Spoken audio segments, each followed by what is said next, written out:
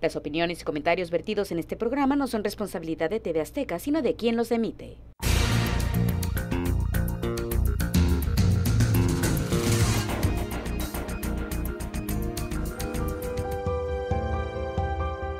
Tijuana y su crecimiento. ¿Todas son señales positivas? Los que vivimos y trabajamos en esta gran ciudad somos testigos permanentes de su acelerado crecimiento, que por un lado nos estimula y por el otro nos preocupa. Por ejemplo, cuando vemos cómo el tránsito alocado se apoderó de nosotros y los traslados se hacen cada día más lentos, o cuando se producen cortes parciales de calles y avenidas sin encontrar vías alternas. Es ahí donde la preocupación por un futuro inmediato, ordenado, limpio y más seguro de Tijuana nos llama la atención y pone una alerta en la que todos debemos estar atentos. Hoy pondremos sobre la mesa este tema que inquieta y preocupa.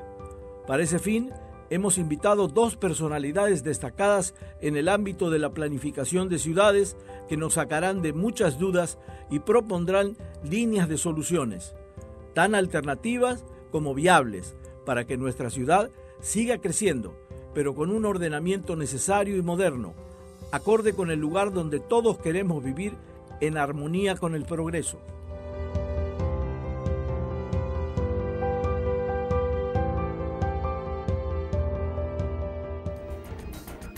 Buenas noches y bienvenidos a un nuevo programa donde pondremos aquí, sobre la mesa, otro tema de interés general. Y vaya que el de hoy nos compete a todos y nos preocupa a todos. Y para eso, pues tengo dos invitados de lujo. Arquitectos, gracias a los dos. Arquitecto Miguel Ángel Islas, arquitecto Rodolfo Argote, muchísimas gracias por venir. Y bueno, vamos a entrar en el tema. Nomás primero vamos a hacer una pausa para saber un poco más de ustedes, para conocerlos un poquito mejor, si les parece. Gracias, Pepe. Vamos al currículum. Hoy en Sobre la Mesa nos visitan dos de los arquitectos más destacados de la región fronteriza. Miguel Ángel Islas Tobar nació y creció en Tijuana. Egresado de la Universidad Autónoma de Baja California, cuenta con un posgrado en Administración y Finanzas. En su búsqueda por seguir enriqueciendo su conocimiento, cuenta con diversos cursos de actualización en temas de desarrollo urbano. Su capacidad lo ha llevado a ocupar puestos directivos en empresas reconocidas en el estado, como Geo y actualmente en Space Soluciona Proyectos. Además, ha estado a cargo de proyectos inmobiliarios, centros comerciales y construcción de vivienda. Su experiencia respalda la operación de más de 50,000 residencias en el estado. Involucrado en la administración pública y federal, se ha desempeñado como funcionario en diferentes oficinas gubernamentales, como subdelegado federal en la Procuraduría Agraria, en las Secretarías de Desarrollo Social, de Trabajo y Previsión Social, en la Semarnat y Profepa. También engalana nuestro estudio el arquitecto Rodolfo Argote Gutiérrez. Egresado de la Universidad Autónoma Metropolitana de México, cuenta con una maestría en Desarrollo Urbano por la Universidad Iberoamericana. Su profesionalismo lo ha llevado a ocupar más de una decena de puestos directivos en diversas empresas. Su experiencia laboral es respaldada por la construcción de más de 55 casas habitación, hospitales, conjuntos residenciales, naves industriales, equipamientos, instalaciones deportivas, entre otras obras de desarrollo urbano. Además de fungir como maestro y coordinador de la carrera de arquitectura en la Universidad Iberoamericana, ha sido acreedor a 12 premios estatales y nacionales. Destaca el del Puente Peatonal Puerta México en la Garita de San Isidro. Bueno, ya escuchamos de la talla de los arquitectos que nos acompañan hoy para entrar en este tema que decía al comienzo que nos preocupa a todos, nos angustia en cierta manera porque vemos, es una sensación dual, ¿no? Porque por un lado ves cómo crece la ciudad y uno se pone contento porque por lo menos los que llevamos más de 30 años aquí, esta es otra Tijuana y la vemos más progresista en muchos sentidos. Pero sí nos preocupa muchas cosas, el tránsito, nos preocupan las salidas cuando hay un corte de calle que uno no sabe para dónde ir porque se entorpecen las cosas, cuando hay un partido de fútbol, cuando juegan los cholos, cuando hay un feriado en Estados Unidos, esta ciudad se vuelve caótica y cada vez es peor. Entonces, Hay un viejo dicho que dice que crecen hasta los cementerios, pero no se desarrollan las ciudades como deben ser. Y la pregunta primera es, ¿en dónde estaríamos situados ahora? ¿En un crecimiento alocado y desordenado o en el intento de un desarrollo de ciudad? El primero que me quiera contestar. Si me permites, claro, Pepe, yo creo que esa parte y esa pregunta tiene que ver mucho con lo que se pretende desarrollar para la ciudad. La ciudad vive por sí misma, la ciudad palpita, la ciudad demanda, la ciudad crece, y sobre todo una ciudad como la que es Tijuana, que es viva y que sobre todo tiene una gran capacidad para poder recibir a toda esta gente que bien menciona en tu introducción al Sí. programa. Es una ciudad que está demandando cada vez más. Aquí la pregunta y la parte más importante que yo considero que debemos de poner sobre la mesa es precisamente cuál es ese debate con el cual tendríamos que estar llegando. Es decir, ¿cómo pudiéramos resolver la problemática de Tijuana? Qué bueno que se permiten este tipo de programas donde la gente pueda entender cabalmente cuál es el sentido y el porqué del desarrollo de una ciudad. Yo creo que los esfuerzos de las autoridades deben estar enfocados a las necesidades de la ciudad. Correcto. Y evidentemente el tema de la gobernanza de la ciudad está en función de saber cuál es la política que se tiene que desarrollar y hacia dónde nos lleva la ciudad de Tijuana. Yo creo que los que, como dices tú, tenemos más de 30 años y conociendo la ciudad, ya no es la ciudad aquella que veíamos, que pudiéramos transitar, que pudiéramos vivir, que pudiéramos caminar, que pudiéramos disfrutar. Ahora se convierte en una ciudad caótica en algunos momentos, pero sobre todo que ha dejado de tener la personalidad de poder vivir. Estoy seguro que al final de la mesa, al final de las conclusiones de esta mesa, vamos a entender un poquito más de cuál es la responsabilidad de nosotros como arquitectos, pero sobre todo nosotros como ciudadanos, y cómo debemos de participar y cómo podemos desarrollar en este debate urbano, que yo creo que es un buen momento para empezar a despertar, y sobre todo con estos cambios tan bruscos e importantes y que se generan precisamente para poderle dar la oportunidad a la ciudad de seguir creciendo. Ya puso la primera carta sobre la mesa el arquitecto. Bueno, en primer lugar quisiera hacer la diferencia entre crecimiento urbano y desarrollo urbano, ¿no? Correcto. Que no es lo mismo. El crecimiento tiene que ver con un crecimiento cualitativo, crece la población o crece en extensión la mancha urbana y se da el crecimiento. Tijuana, por su característica de ciudad joven, o sea, Tijuana, si la vemos como un organismo vivo, es un organismo que todavía está en crecimiento, todavía no es, la Tijuana no se ha consolidado, ¿no? Entonces vamos a seguir viendo que crece y eso tiene muchas consecuencias, ¿no? Perdón que Ahora, te interrumpa, ¿en qué no está consolidada, por ejemplo? Bueno, en todo, Tijuana está creciendo y se está consolidando en su aspecto social, en su aspecto económico, en su aspecto urbano, en todos aspectos, es una ciudad que está creciendo. A mí me gusta mucho poner el ejemplo de la ciudad de San Diego. Hay una foto de principios del siglo XX de San Diego, donde realmente, bueno, pues no es una ciudad como la que conocemos ahora, ¿no? Hay una gran diferencia. Y ahora que vemos a Tijuana, yo me acuerdo de la Tijuana de los años 60, el río era un cauce natural de 1 kilómetro de ancho, no existía esta obra de canalización, y por lo tanto este tipo de obras le van dando a la ciudad una nueva imagen y una nueva configuración, claro, hacia una configuración final. Nosotros somos una ciudad que está en crecimiento, en desarrollo. Permanente. Ahora, permanente. No, bueno, va a llegar un momento en que ya la ciudad va a estar totalmente consolidada, ¿no? Pero para eso falta todavía tal vez un siglo, ¿no? Claro. Ahora, desarrollo, cuando hablamos de desarrollo estamos hablando de un crecimiento, un aumento cualitativo. Okay. Entonces hablamos de que en el aspecto de los subsistemas de la ciudad, como puede ser el subsistema de vialidad y transporte o el subsistema de áreas verdes, etcétera, ahí se puede dar un cambio, un aumento, una mejora, y entonces ya podemos hablar de desarrollo, ¿no? Claro. Aquí la cuestión es que el crecimiento y el desarrollo deben de ser a la par, y lo que hemos visto en Tijuana es que el crecimiento ha rebasado al desarrollo porque hubo en varias décadas un crecimiento explosivo incontrolado, ¿no?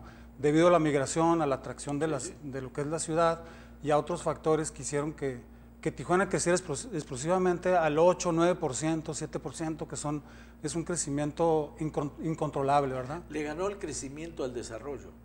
Le ganó el crecimiento al desarrollo, definitivamente. Okay. Pero le ganó el crecimiento al desarrollo porque no se tomaron las precauciones, porque se planeó mal, porque hay muchas ciudades que crecen también de manera estrepitosa y sin embargo se van desarrollando. Quizás el ejemplo está en Asia, ¿no? Pero en algunas ciudades que van creciendo de manera más ordenada. Pero puede ser eso o un razonamiento es ese, es decir, simplemente crecemos tanto que no hay tiempo de desarrollar.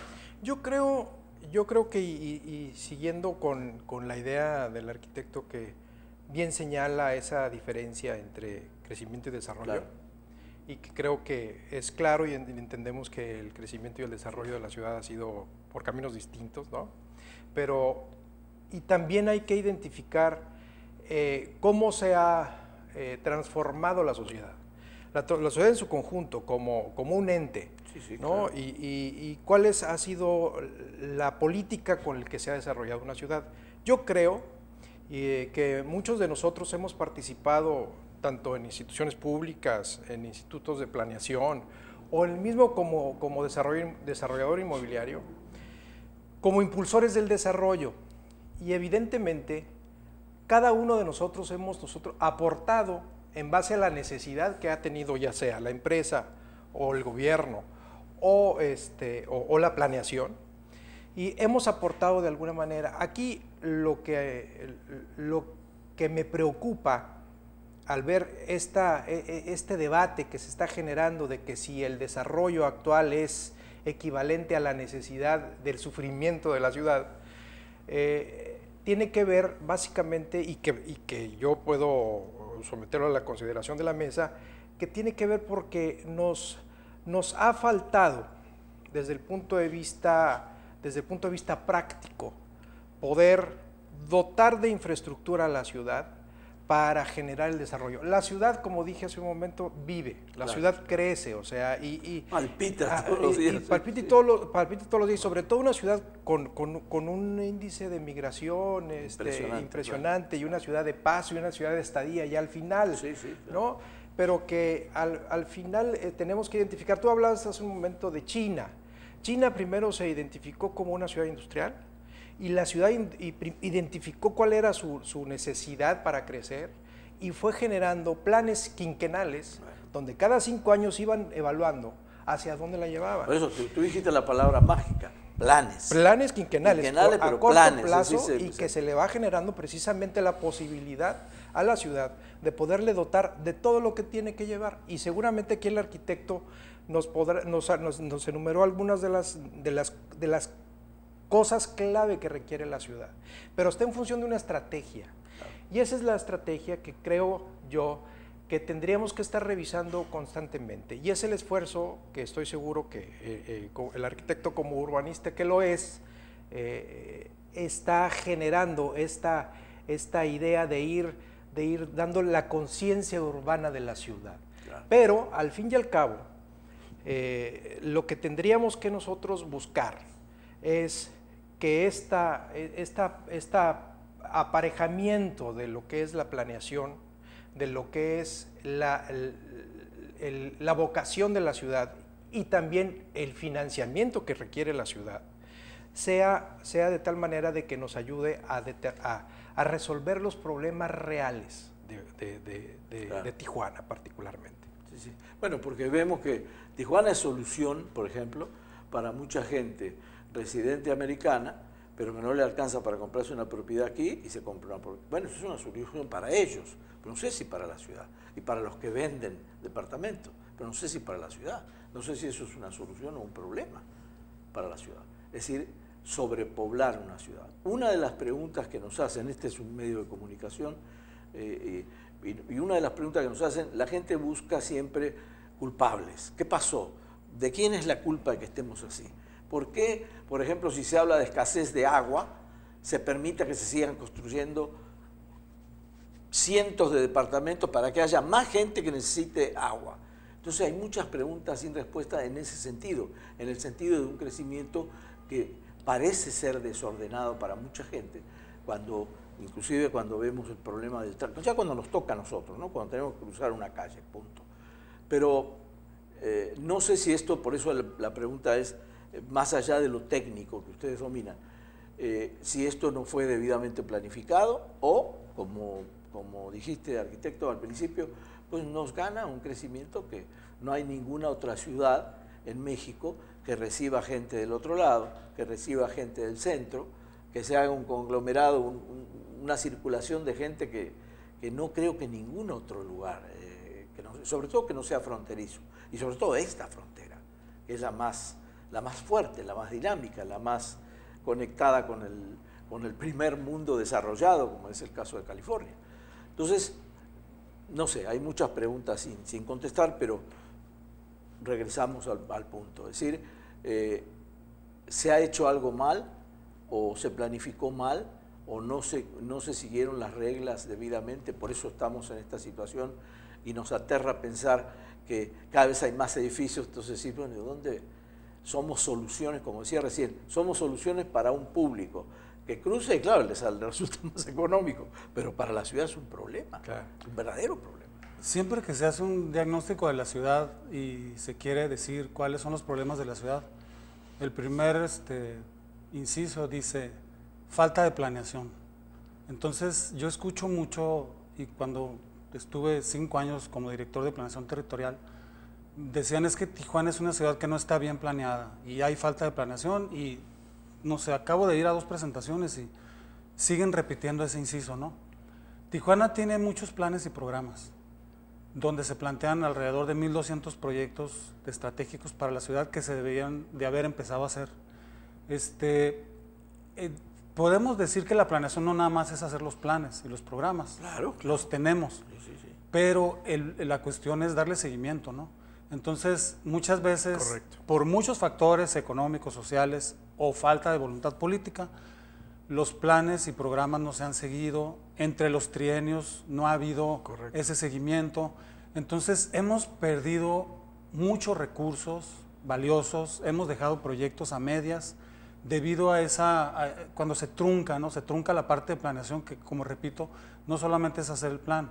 La planeación implica la implementación de los proyectos, el seguimiento a la evaluación, incluso cuando los proyectos, claro, dejan de operar, su transformación, ¿no? Claro. Entonces, en esa parte, yo creo que podemos decir que los planificadores hemos fallado, ¿no? De hecho, ahora con las nuevas políticas que hay a nivel nacional de SEDATU, se ha reconocido que la planeación normativa tradicional ha fracasado. No ha fallado, ha fracasado. Entonces, a lo que se está apuntando ahora es a una planeación más estratégica, ¿no? Que es, en primer lugar, el que la planeación lleve implícito la acción, el compromiso con la acción. O sea, que no nada más se planteen proyectos, sino que se asegure que esos proyectos son viables. Claro. Por otro lado, y muy importante, y creo que es donde más hemos fallado, es en la parte de la participación ciudadana. Correcto.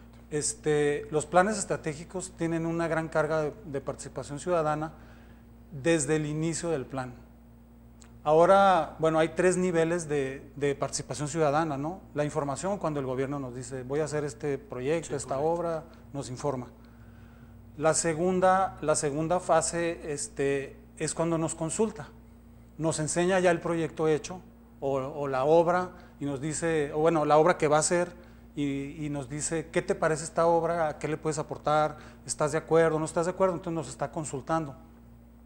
Pero la tercera parte que nunca hemos hecho se llama planeación participativa, donde se involucran a los actores clave y también los actores indirectos desde el inicio del proceso, ¿no? Entonces, tendríamos menos rechazo.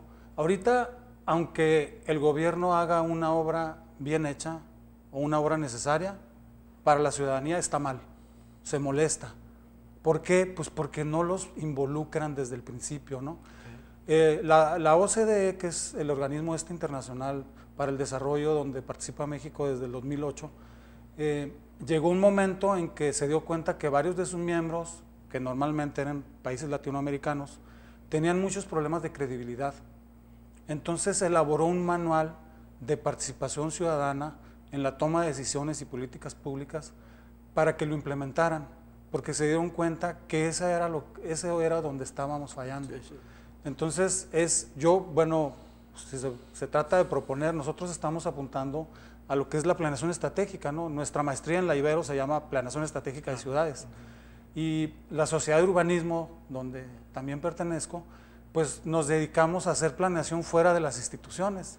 Cuando yo salí de planeación territorial, con otro exdirector, Luis Duarte, y Patti Peterson del Colegio de Arquitectos, etcétera, nos preguntábamos que solamente el gobierno es el que tiene la atribución de planear y la obligación. Claro. Pero nosotros también como ciudadanos tenemos ese derecho, ¿no? De participar en la toma de las decisiones sobre los proyectos que se van a hacer para mejorar la ciudad.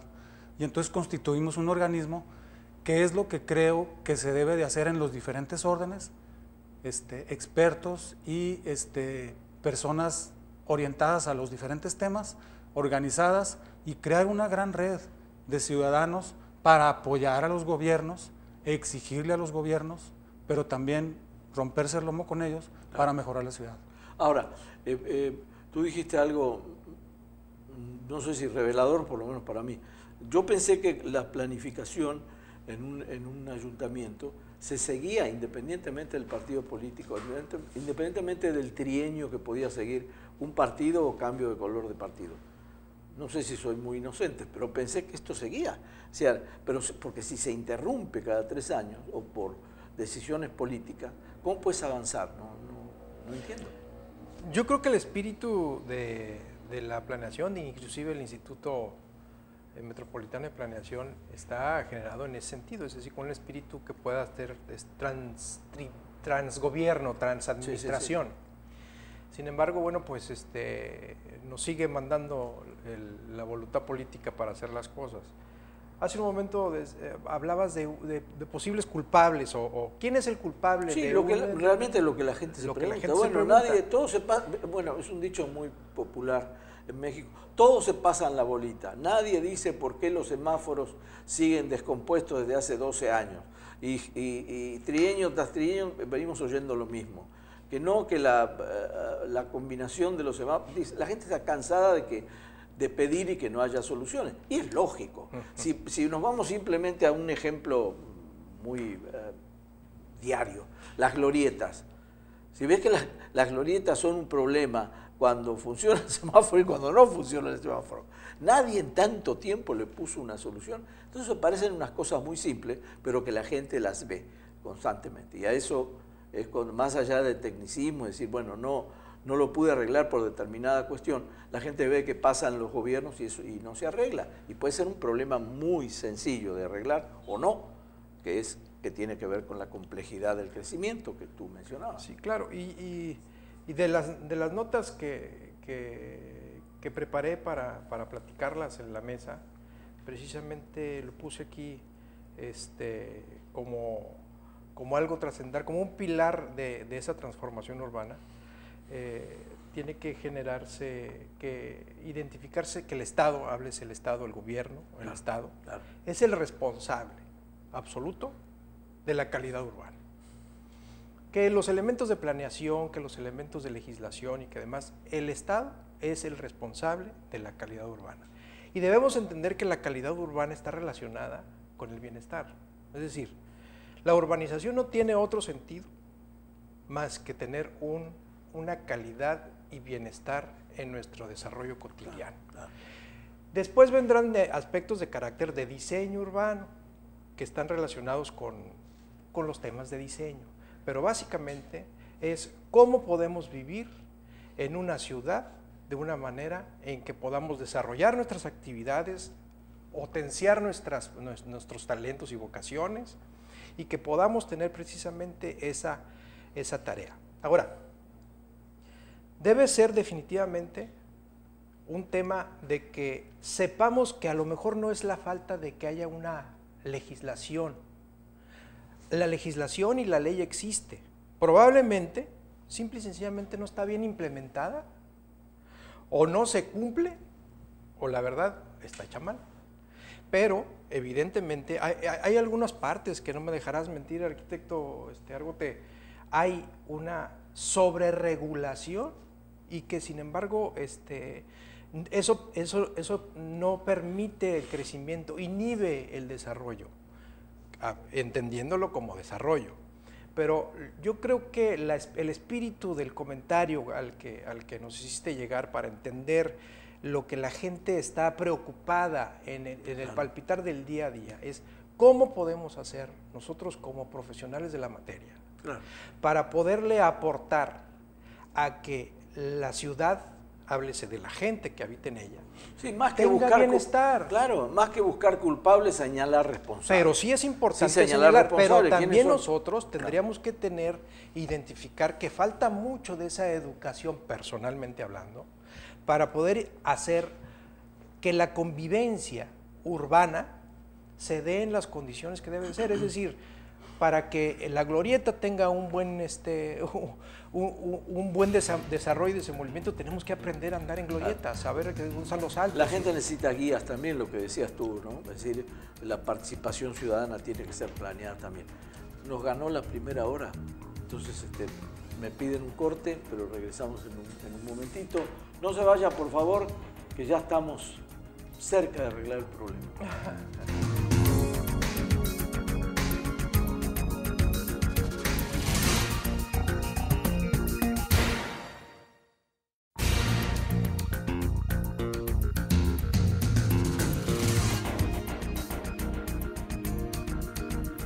Entramos a la segunda parte de Tijuana y su crecimiento con dos expertos que nos están poniendo en claro muchas dudas que tenemos, tanto el que les habla como el auditorio, y bueno, tratamos de encontrarle luz a todo este problema. Seguimos aquí en compañía del arquitecto Miguel Ángel Islas, muchas gracias, arquitecto, y del arquitecto Rodolfo Argote.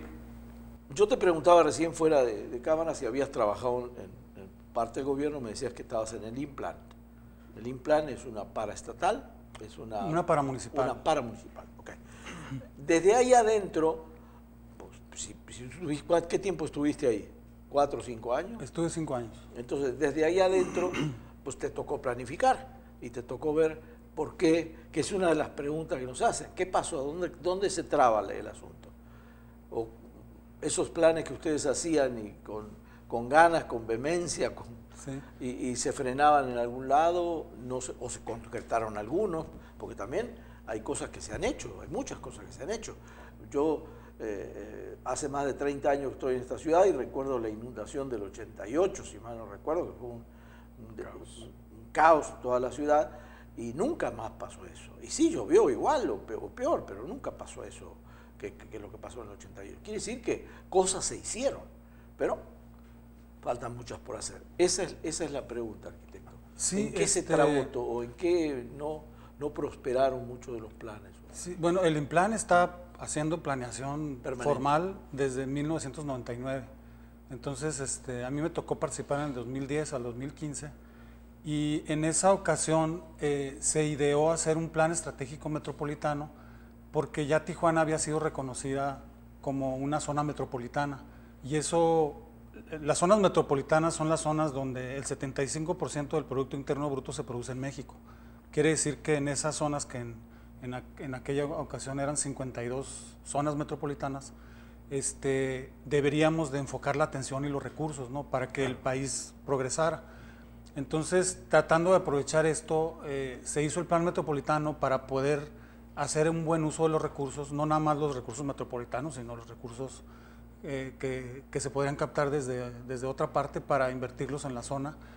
Y bueno, se hizo un plan muy participativo, se hicieron 22 talleres en las 3 ciudades y hubo una buena dinámica. Los diferentes sectores empezaron a ver con muy buenos ojos que se les invitaba a participar en la planeación, a tomar decisiones desde el diagnóstico, ¿no?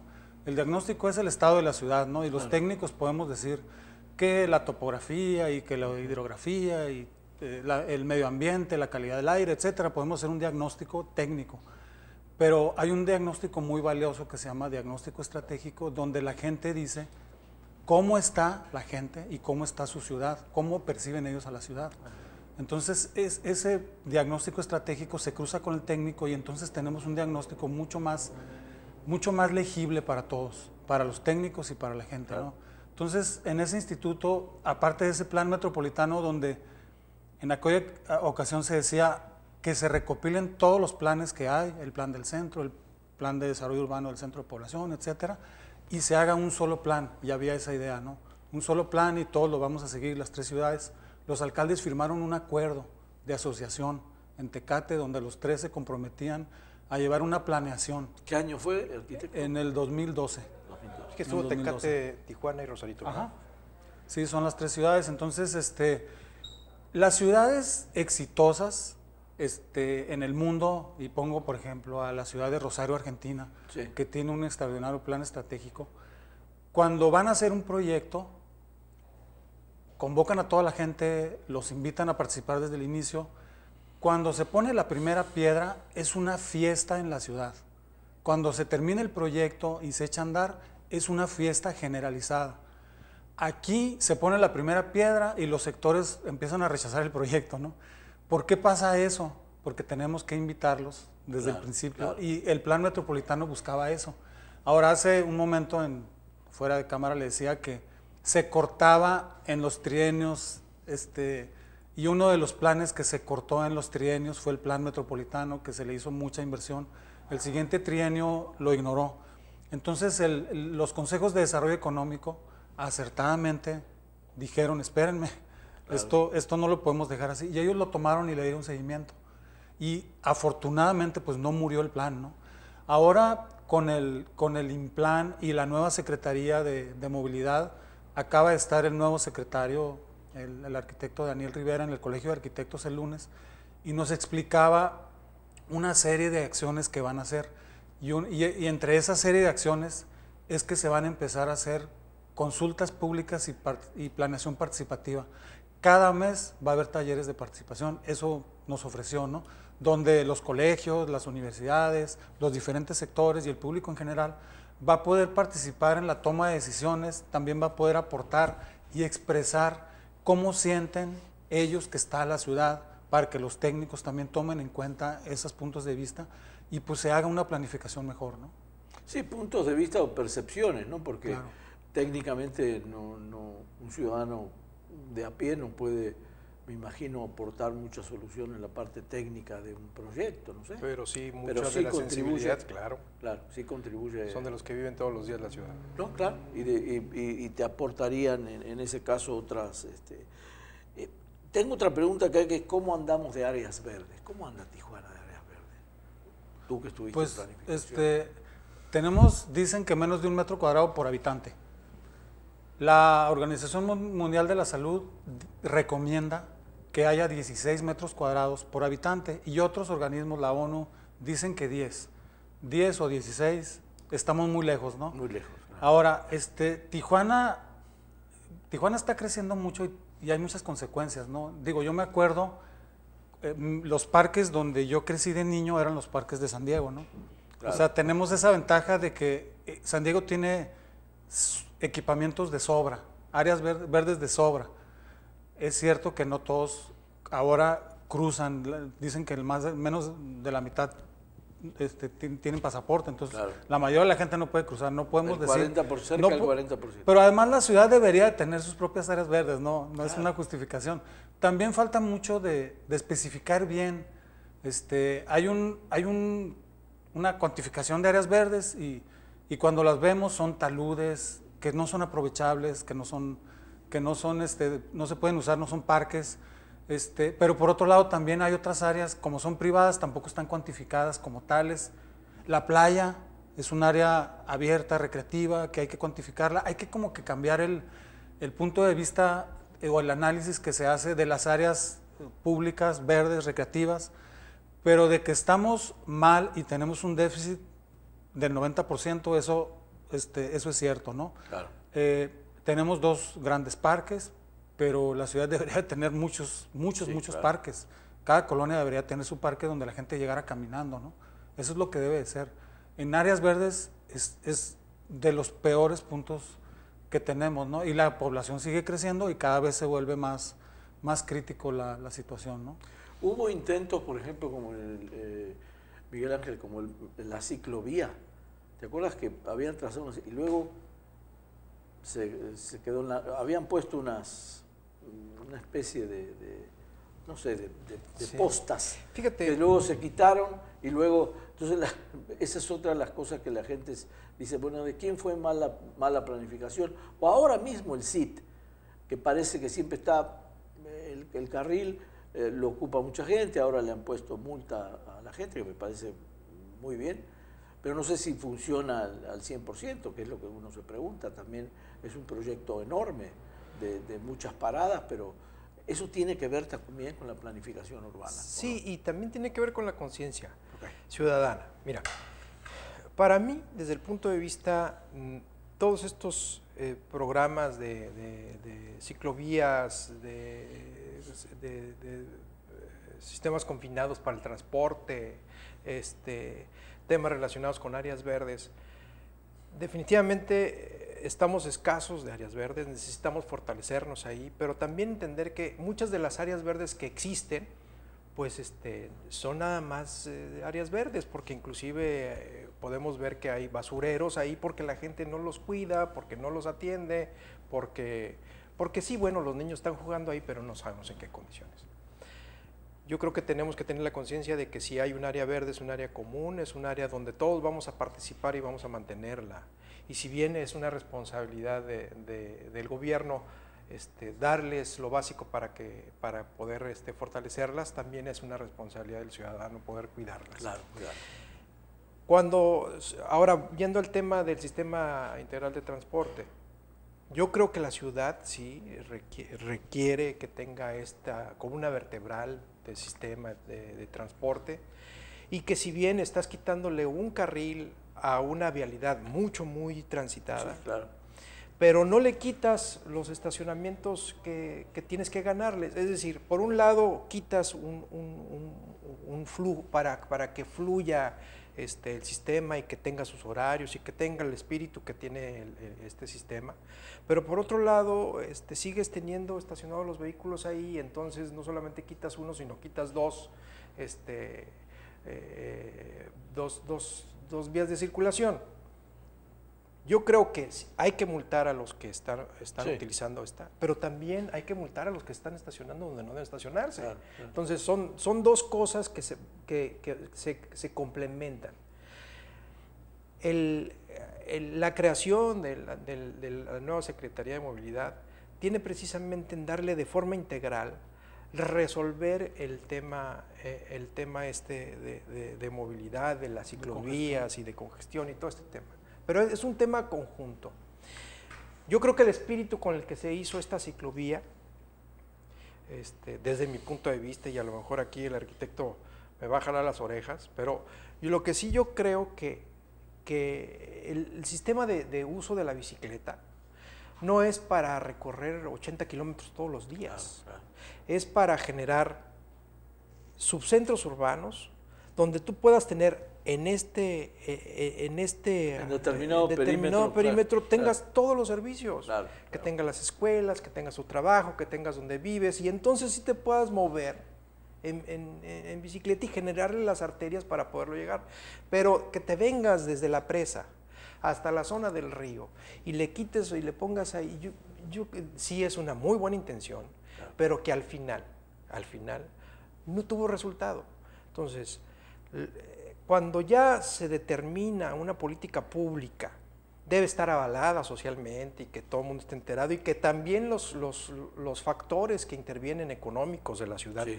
intervengan y aporten, no solamente con ideas, sino también con recursos, porque no nada más ayuda al desarrollo y a la buena convivencia del ciudadano, sino también al comercio, al desarrollador inmobiliario, y ayuda a generar una serie de círculos virtuosos que permite el desarrollo y el bienestar de la ciudad. Cuando hablamos, Miguel Ángel, de una buena intención fallida, ¿es un problema de planificación, de mala planificación, o no necesariamente? Yo creo que sí, yo creo que es una mala planificación. es una buena planificación, pero mal conceptualizada. Ok. Es decir, cuando tú generas una estrategia de planeación es ¿para qué lo quieres? Si es para gastarnos una cantidad determinada de dinero, bueno, pues la única manera de gastarte una determinada, avienta una línea de aquí hasta Mexicali y bueno, si y la justificas y Claro. y consumes el recurso.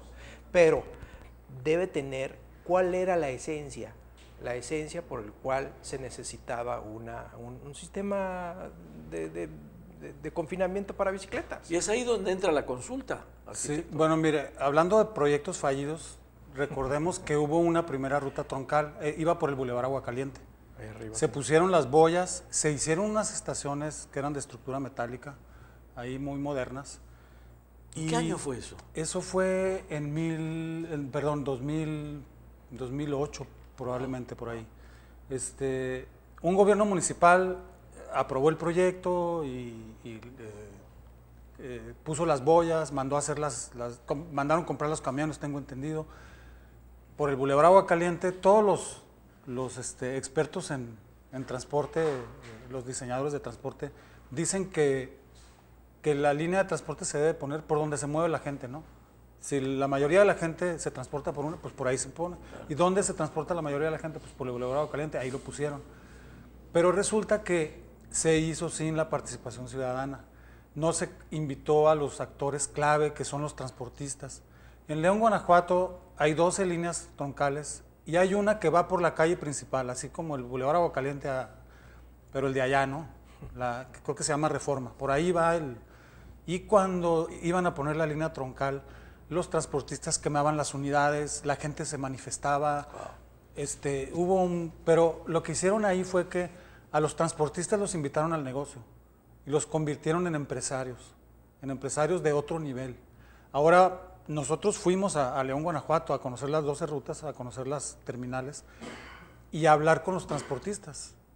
Y eran personas que habían progresado, subido de nivel, que ahora tenían un sistema de transporte, ya no tenían sus camiones que arrendaban, etcétera. Entonces, insistimos mucho en que cuando se hiciera la ruta troncal, se invitara a todos los transportistas y los que quisieran quedarse y colaborar, porque el sistema local de transporte implica no nada más las líneas troncales, las alimentadoras, es todo un sistema complejo, ¿no? Que es otra cosa que no hacemos bien. La ciclovía. La ciclovía tenía la intención, porque a mí me tocó participar en la conceptualización del trazo, que jóvenes que vivieran en la Sánchez Taboada, en la Mesa, etcétera, pudieran llegar al centro escolar Aguacaliente en bicicleta, o que alguien que bajara por la Ermita pudiera transportarse al río, o sea, tenía, como bien dice el arquitecto, no es para hacer 80 kilómetros, pero sí para unas distancias más cortas, medianas, pero alcanzables, ¿no? Entonces, tenía buena conceptualización, pero igual, cuando ya se iba a implementar, no hubo involucramiento de los actores, ¿no? Bueno, hasta los ciclistas, que son muchos grupos, que son muy numerosos, no estaban de acuerdo con la ruta. Y entonces fue una lástima que un recurso, que un proyecto haya terminado así, un proyecto fallido. Y hace rato hablamos y nunca terminaríamos de hablar de cuántos proyectos fallidos hemos dejado inconclusos, lo cual nos cuesta a nosotros como ciudadanos, le cuesta mucho a la ciudad, ¿no? Ahora, la ciudad, como dije al principio, está en un proceso de crecimiento. Los tiempos urbanos son distintos de los tiempos humanos. Claro. Nosotros nos desesperamos y decimos, oye, pero ¿cuándo? Cuando estamos creciendo, el crecimiento tiene muchas desventajas. Duele, y uno de ellos es la congestión. Claro. La congestión vehicular, hasta la peatonal, o sea, vemos que de repente vamos al centro y las banquetas están llenas y los camiones y el transporte público está saturado, y vamos al centro comercial y está saturado. Las grandes ciudades así son congestionadas. Entonces, tenemos que empezar a aprender a vivir con eso. Pero además, la ciudad no está preparada, está con un déficit de vialidades, está con un déficit de áreas verdes, con un déficit de equipamiento. Entonces no está preparada para ese crecimiento, que era otra de las preguntas que hacían, ¿no? ¿Estamos preparados? No lo estamos. No lo estamos. Hay una pregunta del público que no puedo dejar de hacer porque respecto a estas casas que se vinieron cayendo, ¿son fallas geológicas o falta de un planeamiento adecuado o un reglamento fallido? ¿A qué atribuyen? Porque la gente es lo que pregunta. ¿Cuál fue? ¿Un conjunto de errores? ¿Qué pasa cuando unas casas se caen en un lugar donde supuestamente estaba hecho para construir cierta cantidad de casas? ¿Es un problema de reglamentación? ¿Es un problema geológico que no se pudo haber previsto con anticipación? No sé, es una pregunta que me gustaría si me pueden contestar. Bueno, uno de las desventajas de haber crecido tan desmesuradamente es que hay un desarrollo urbano irregular, hay invasiones y la gente se asienta en lugares que no sabemos si son zonas de riesgo. Una zona de riesgo es una zona que tiene deslizamientos, que tiene fallas geológicas. Hay una tesis de un alumno del CICESE de maestría que hizo un mapeo de las fallas geológicas de Tijuana y Tijuana está llena de fallas geológicas, pero con los asentamientos irregulares no se puede controlar o no se pudo controlar. ¿Por qué? Pues porque la gente se asienta y no la puedes mover. Claro. Entonces, mucha gente está asentada en zonas con fallas o con zonas de deslizamiento, inundables de muchos tipos, ¿no? Y muchos ya han sido catalogados y están selladas las casas y dice alto riesgo, zona de alto riesgo. Pero ¿qué pasa cuando es una zona donde lo está promoviendo una firma comercial, donde se supone que tiene que haber un control? Ya no, eso no es lo mismo que gente va y se instala en un terreno. Ya te están ofreciendo comprar una casa, se supone que el que te está ofreciendo comprar la casa es porque ya checó que la casa está en el lugar correcto. Eso no es un asentamiento irregular de alguien que se le ocurrió plantar una casa en un lugar inadecuado. Sí. Eso es mucho más grave, porque es alguien que te está, insisto, ofreciendo algo y que la casa se viene abajo. Si bien como lo comenta Rodolfo, estamos llenos de fallas geológicas. También es innegable que Tijuana es una zona topográficamente accidentada. Y la verdad es de que técnicamente se puede desarrollar en cualquier parte. Okay. Es decir, técnicamente tú puedes hacer lo que tú quieras con las protecciones técnicas estructurales para poder desarrollar. Sin embargo, yo creo que la legislación, es decir, la reglamentación existe para poder desarrollar estas zonas, la tecnología existe para poder hacerlo. Sin embargo, muchas veces inciden muchas otras cosas. Estos lugares de asentamientos también afectan las áreas regulares, porque de pronto la presión social, cuando toman estas tierras, van y exigen a las autoridades que se les dote de servicios, y probablemente por la necesidad que tiene esta ciudadanía de estos servicios, agua potable, electrificación, drenajes y demás, se les otorga. Y ese es por un lado. Y por otro lado, algunos que ni siquiera lo tienen y hacen sus fosas sépticas, y empiezan a tener permeabilidad de los terrenos y provoca deslizamientos y deteriora terrenos colindantes.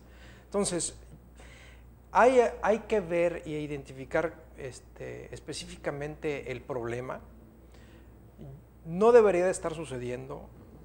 Lo que sí es que evidentemente hay mucho de carácter político, social, cuando se van presentando este tipo de problemáticas, y quisiera recordar un tema del socavón, por ejemplo, sí, claro, ¿no? Claro. Que le vino a costar muchos puntos al gobierno. Lo termina pagando la gente, que es lo triste. Y que bien, si ahí incidieron muchas cosas, el desarrollo, la infraestructura que se hizo, pero por ejemplo sucedió algo similar, sino en Wisconsin, ahora con las lluvias, y también se fue un carro, creo que afortunadamente ahí no falleció nadie. Claro. Pero es un problema que se genera en el desarrollo, y que son las problemáticas que se van generando en ese sentido. Me están haciendo señas, se nos fue el tiempo como agua, como socavón. Así que Al socavón. yo creo que, bueno, para terminar en estos segundos que nos quedan, una conclusión de ambas partes. De mi parte, Pepe, primero darle las gracias al programa, a ti, y el privilegio de poder estar en la mesa con el arquitecto Argote también, eso es muy importante. Pero yo quisiera destacar que lo que hay que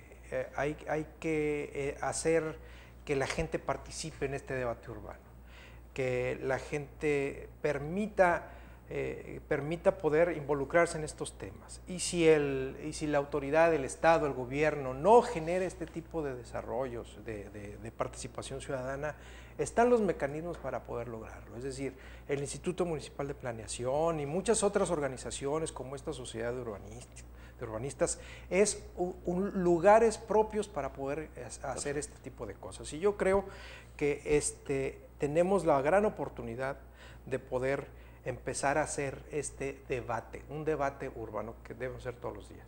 Muy bien, arquitecto. Sí, bueno, que hagamos conciencia que vivimos en una ciudad donde no debería de haber más de 200,000 habitantes de acuerdo a las condiciones fisiográficas, y ya somos 2 millones y seguimos creciendo. Entonces es muy complejo y muy complicado hacer una ciudad aquí. Antes no había una ciudad aquí porque las condiciones no lo permitían. Entonces es difícil, pero ya estamos haciendo la ciudad, somos una ciudad joven, estamos en crecimiento, y creo que lo que debemos hacer es, pues, además de criticar y de presionar y de exigir, también trabajar por la ciudad, ¿no? Desde nuestros nichos, participar, y cuando se nos invite ahora en todos los talleres que van a organizar el Instituto de Planeación y la Secretaría de Movilidad, participar activamente para exponer nuestros puntos de vista y para poder aportarle a la ciudad, para tener una mejor ciudad para todos, ¿no? Muy bien. Muchísimas gracias. El tiempo es el peor de los tiranos aquí, así que les agradezco mucho. Y a ustedes, muchas gracias por estar con nosotros esta noche, y los esperamos la próxima semana con otro tema de gran interés para ustedes. Buenas noches.